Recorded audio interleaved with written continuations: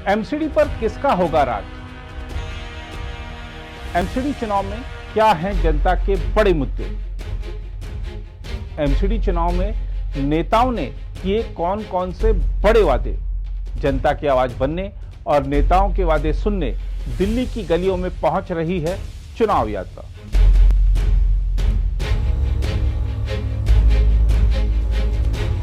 नमस्कार, साक्षी news centre पर आप सभी का स्वागत है। आज हमारी जो चुनाव यात्रा है वो दिल्ली के अमर कॉलोनी में है। ये पहले जो वार्ड था एंड्रूजगंज करके ये पहले वार्ड हुआ करता था और आपको बता दें कि पिछले 15 साल से बीजेपी निगम की सत्ता में तो है, लेकिन ये जो वार्ड है ये कांग्रेस का गढ़ माना जाता है।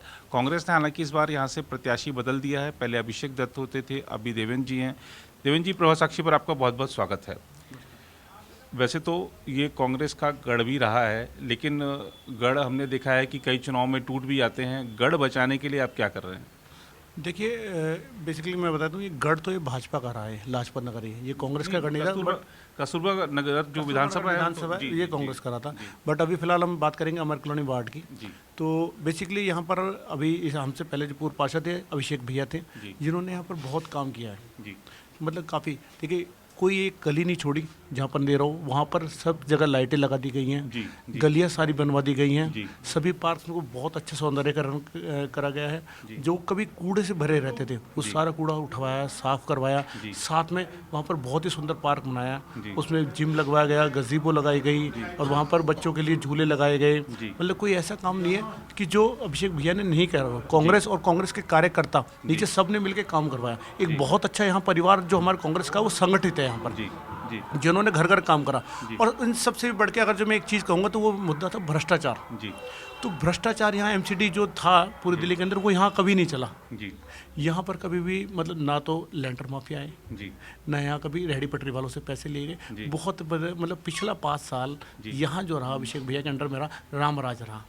और हमने देखा कि बड़े से बड़े प्रत्याशी आते हैं, लेकिन अभिषेक जी के सामने टिक नहीं पाते थे। तो अभी इस बार कैंडिडेट बदल दिया गया, क्या कुछ आपस में इस तरीके की भी खबरें हमने देखी कि कुछ मतभेद थे या सब कुछ ठीक ढंग से हुआ? नहीं, ये कार्यकर्ताओं से पूछ के ही डिसाइड करा था ये कि किसे टिकट देनी है। सभी कार्यकर्ताओं को इकट्ठा करके तब डिसीजन लिया गया कि किसे टिकट दी जाए। सबने आशीर्वाद दिया, अपना प्यार भरोसा दिखाया।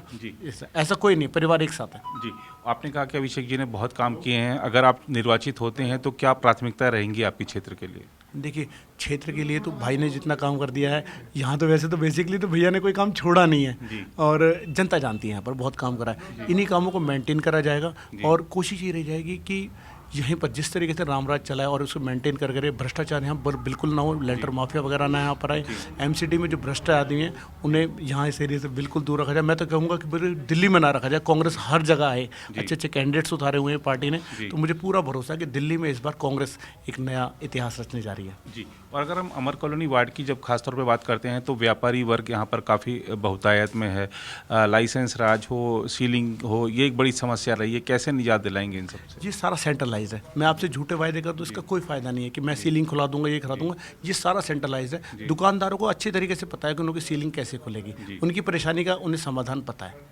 ये एमसीडी के अंडर नहीं है, पीछे सेंट्रलाइज होकर आएगा। जब पीछे से सेंट्रलाइज होगा, दिक्कत आएंगे तब आएंगे। इस पर मैं ये नहीं कहूँगा कि दिल्ली सरकार सेंट्रल पे डाल रही है, सेंट्रल दिल्ली पे डाल रही है। ये कुछ नहीं है, ना एमसीडी के लिए। उन्हें पता है सब दुकानदारों को कहाँ से उन्हें करेगी। और एक जो चुनौती है आपकी, वैसे तो बीजेपी से लड़ाई होती है, लेकिन आम आदमी पार्टी भी एक बड़ी चुनौती के रूप में सामने है। कितना आप इस चुनाव को कठिन मानते हैं या आम आदमी पार्टी को एक तगड़े प्रतिद्वंदी के रूप में देख रहे हैं क्या? देखिए, मुझे नहीं लगता कि इस वार्ड के अंदर में आम आदमी पार्टी है।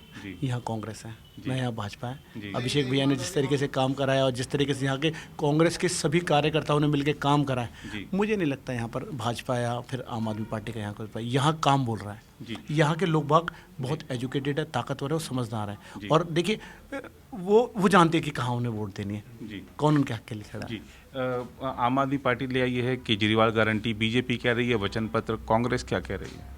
देखिए, कांग्रेस तो सिर्फ एक ही मुद्दे पे चल रही है। असली जो विकास है वो कांग्रेस ने करा है और अब भी करेगी।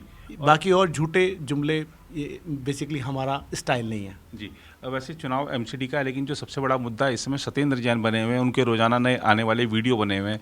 एक युवा के तौर पर कैसे देखते हैं इन सब चीज़ को? देखिए, युवा के तौर पर मैं आपको एक सच बात बताना चाहूँगा। आम आदमी पार्टी जिन मुद्दों को लेके आई थी या जिन चीज़ों को लेके आई थी, आज उस वक्त पे उस पर खड़ी नहीं दिखाई देती। जब उन्होंने कहा था कि जब टिकट्स की जब हुआ तो सर्वे होगा, तो सर्वे नहीं रहा, नए नए आदमियों को टिकटें दी गई।